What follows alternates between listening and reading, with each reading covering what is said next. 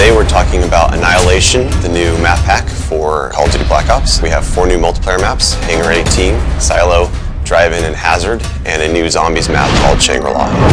Hangar 18 is based in the highly controversial Area 51, and it has a lot of Easter eggs that play up the conspiracy theory aspect. Hangar 18 is a medium-sized map. It has a pretty classic multiplayer gameplay structure. All the paths lead through and around the hangar. It kind of caters for all game types. You've got your close quarters going through the hangar. You've also got some sniper points as well. Strategically, you want to hold down the hangar.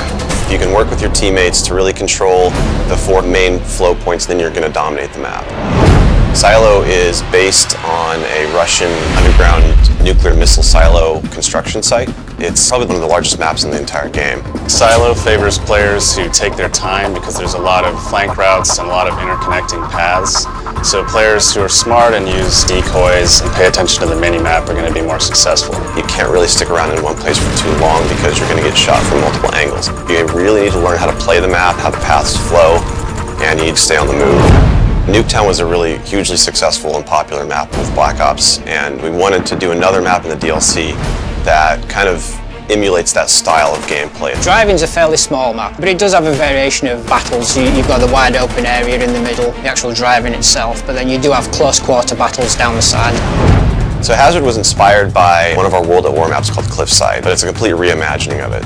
We've actually turned it into a golf course. It's a great level. Hazard is probably one of the only maps in the game that focuses almost exclusively on long-distance engagements, and the long-range snipers and LMG gunners and assault rifle guys are going to have an advantage. You're definitely going to want to avoid the fairway if you're not a sniper and stick to the edges of the map where there's some more intense choke points and medium-range engagements.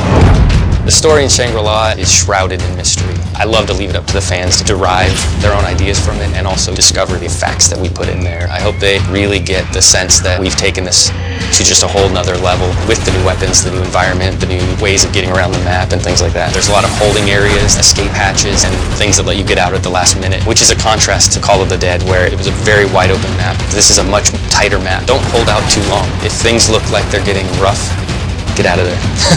It's time to go. With Annihilation, we had a goal that we really wanted to push the visuals in all the maps. Each map feels very unique from one another. They feel like the kind of maps that you just want to spend a lot of time in. Annihilation hits Xbox Live Marketplace on June 28th.